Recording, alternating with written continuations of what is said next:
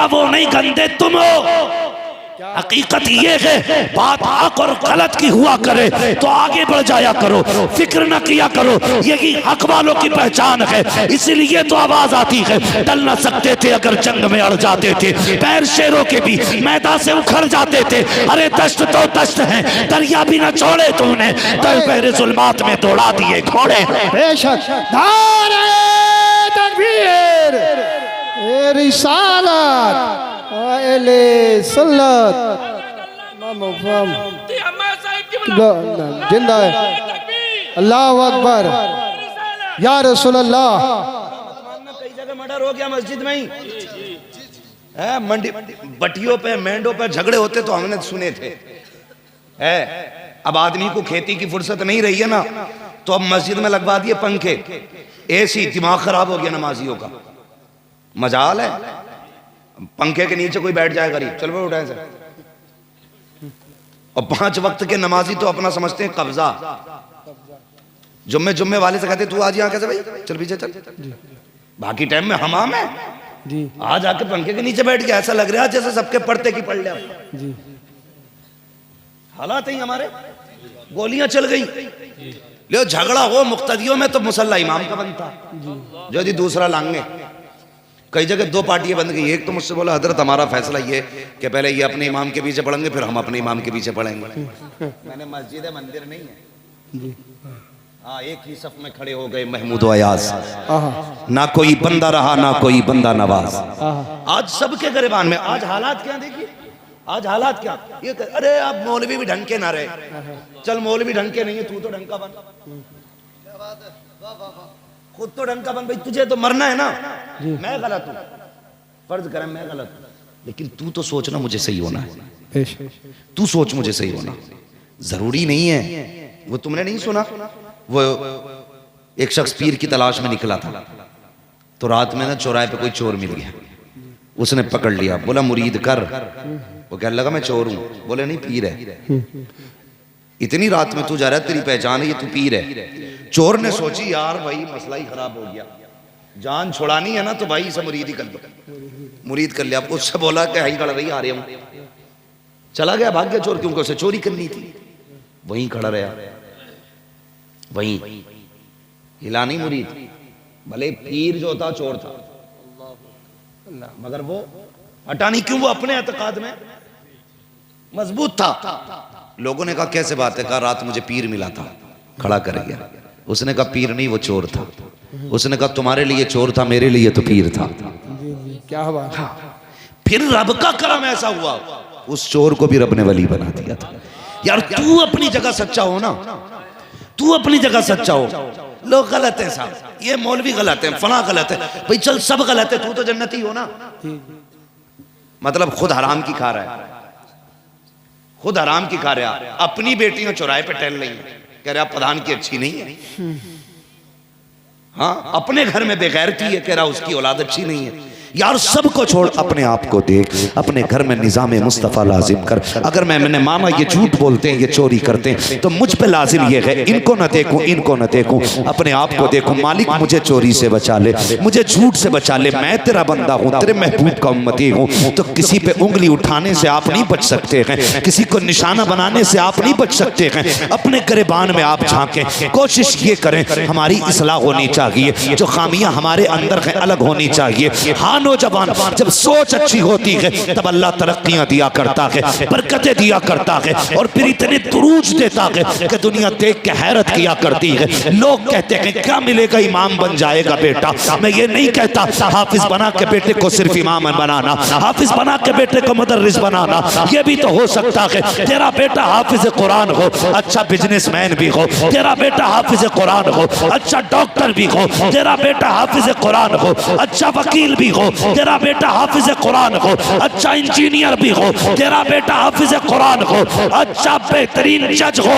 अगर तुम्हारे सीनों में कुरान की दौलत होगी तो कान पे बैठोगे तो 900 ग्राम नगी तोलोगे, अगर नापोगे तो आधा लीटर कम नगी दोगे, अगर नापोगे तो कपड़ा सेंटीमीटर में कम नगी होगा, दवाइयां दोगे तो पानी नहीं भरोगे सिरिंजों में, अगर अदालतों में होगे तो वकालत में झूठ नहीं बोलोगे, अगर इंसाफ की कुर्सी पे होगे तो किसी का दिल दिल नहीं दुखाओगे, अगर तुम्हारे हाथ में कानून आएगा किसी पे सितम ना करोगे, बल्कि जब कुर्सी पे बैठोगे दुनिया कहेगी कहीं और ना जाना, वहां जाओ, खुदा की कसम वहां इलाज भी होता है, मदीने वाले का फैज भी मिला। बेशक धारे तकबीर, धारे रिसालत, धारे गौसियत, बस लगे आला हजरत जश्न दस्तार बंदी हजरत अल्लामा मुफ्ती हम्माद रज़ा साई किबला मुरादाबादी। इन मदरसों का एहसान है, ये जो टोपियां सलामत है, जिसे अपनी काबिलियत पे घमंड हो ना वो खड़ा हो जाए, और यहाँ ना हो तो कमरे में बैठ ले इंशाअल्लाह।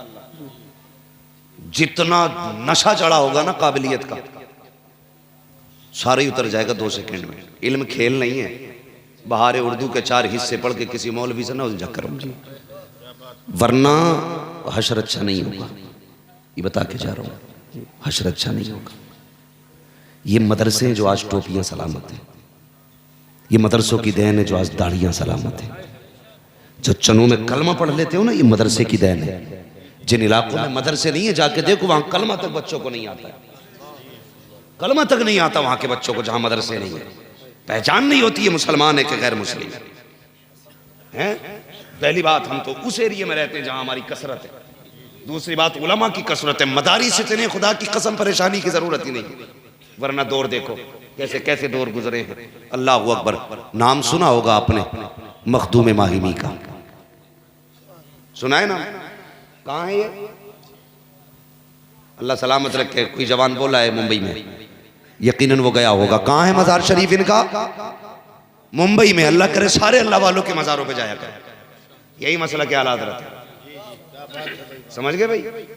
मसला क्या हालात है। बहुत चिड़ भी हो रही है आजकल ना, रिश्ते भी शादियां बहुत चल रही भाभी, इधर भी हाथ मार रहा है, इधर भी कह रहे जी हम किसी को बुरा नहीं कहते, हम किसी को बुरा नहीं कहते, ये भी जन्नती वो भी जन्नती। वो लट फिरेगा ना कि सारी इंसानियत निकल जाएगी जो दिखा रहा है।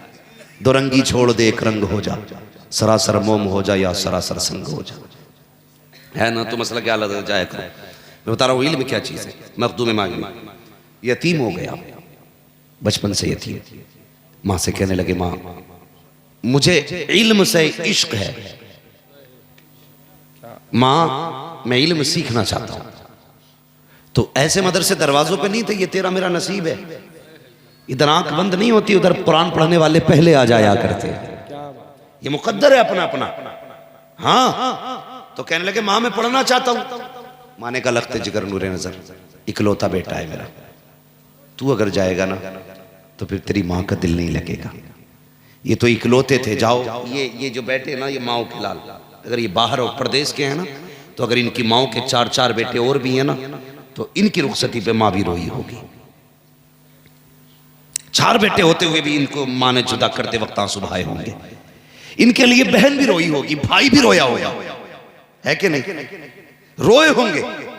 अगर 4 बेटों के 5वें पे इतना प्यार है, फिर जिसका एक ही मखदूम हो उस माँ को कितना प्यार होगा। माँ ने कहा था लखते जिगर नूरे नजर, अगर तू गया ना तो तेरी माँ का जी नहीं लगेगा। 5 मिनट के लिए नजरों से ओझल हो जाता है ना, तेरी माँ का दिल नहीं लगता। बेटे मुझे छोड़ के ना जा। कहते माँ तू कहती है मैं तेरे बगैर नहीं, तू मेरे बगैर नहीं रह सकती, मगर मैं कहता हूं मैं इल्म के बगैर नहीं रह सकता। तो माँ ने कहा था लखते जिगर नूरे नजर, एक काम कर, ऐसा कर इल्म ना सीख, माँ की बात मान ले।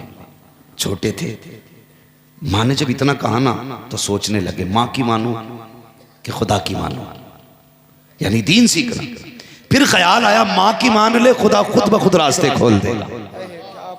नहीं गए, कहने लगे माँ तेरी मर्जी है, मैं नहीं जाऊंगा। माँ के कदमों में बैठ गए, लेकिन इश्क था इल्म से। अल्लाह अकबर। अब जरा सोचिए तो सही, इश्क था इल्म से, रोते रहे, क्या करे, दिल नहीं लग रहा था। दरिया के किनारे चले गए। जब समंदर के किनारे गए, आप एक पत्थर पर बैठ के आंसू बहा रहे थे। इतने में कोई हसीन और महजबीन आया, बड़े खूबसूरत चेहरे वाला, सफेद लिबास है। जैसी सामने से आते देखा, बच्चे ने उनको देखा, उन्होंने बच्चे को देखा। आने वाले ने मखदूम माहिमी को सलाम सलाम किया। बच्चे ने जवाब दिया। उसके बाद वो बुजुर्ग कहते हैं बेटे बता तो सही, आंखों में आंसू कैसे हैं, चेहरे पे अफसरदगी कैसी है। बच्चे ने कहा था जनाब आप अपना काम कीजिए, मुझे मेरा काम करने दीजिए, बताओ ना बेटे क्या बात है। तो आप मखतूम माकिमी रो के कहते हैं मेरा जी चाहता था मैं इल्म सीखूं, लेकिन मेरी माँ मुझे परदेश जाने की इजाजत नहीं देती। आखिर मैंने इल्म की जिद छोड़ दी, माँ की खिदमत में रहने लग गया। इतना सुनना था। आने वाले ने कहा बेटे, कहा जी एक बात बताओगे? कहा क्या? कहा अगर इजाजत हो तो मैं तुम्हें रोज पढ़ाने आ सकता हूँ,